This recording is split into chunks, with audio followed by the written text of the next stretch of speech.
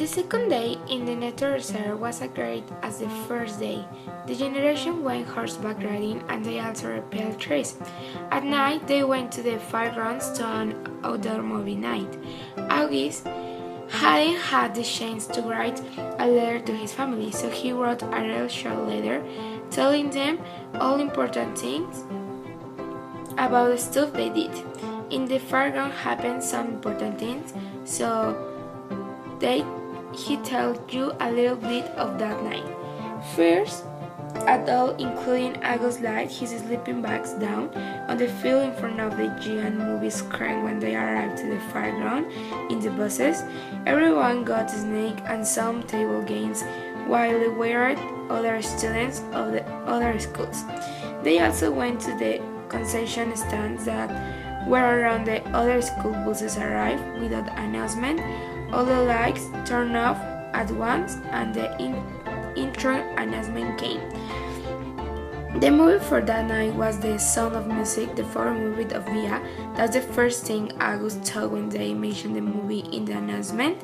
The movie started playing and August lay down. Later, Jake nudged him, telling him that he needs to pee. So Bob got up and they went to the toilets, but there was a big line for the toilets, and Jake had the great idea of just going into the woods to choose a tree and pee on it.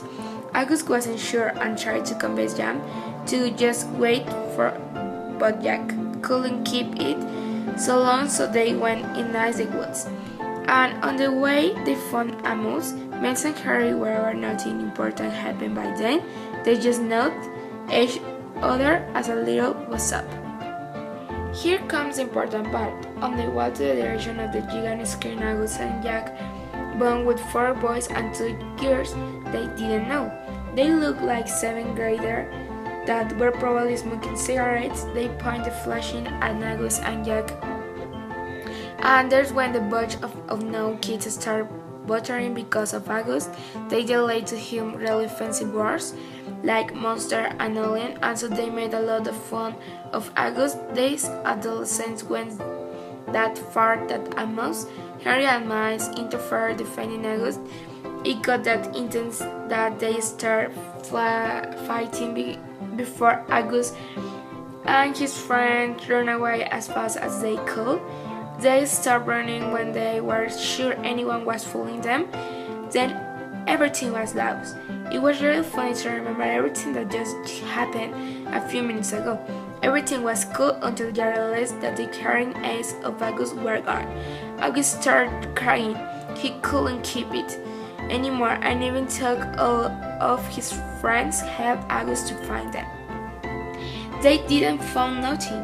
When they were walking back to the field where the movie screen was, Amos, Harry, Miles, and Jack surrounded August in case anything happened again, just like in Emperor's Wars.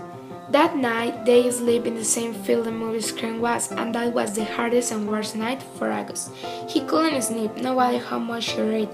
He was afraid of how dark was outside the sleeping bag and was still shocked about the situation that happened. He finally understood what his father meant with like a lamb to the slaughter. The next day, everyone found out what happened last night, even the teachers. The director walked with August asking him what happened to him and to his friends.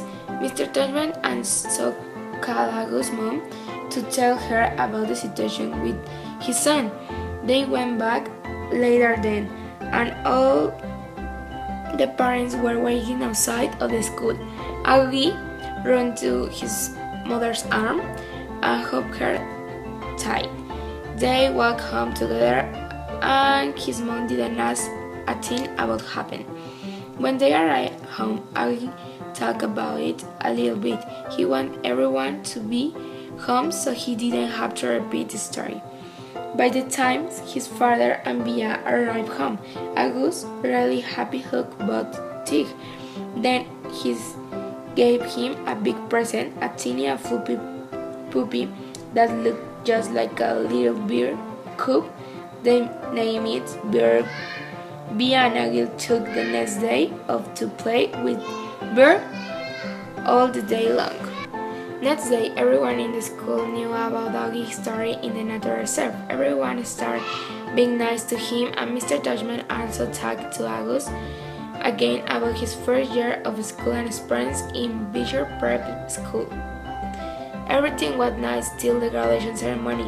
Many things happened.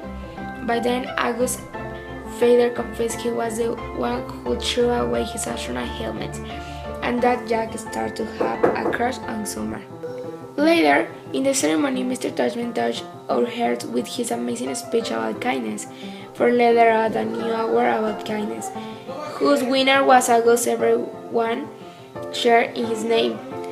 People clapping, screaming, and whistling. August was very known as a wonder.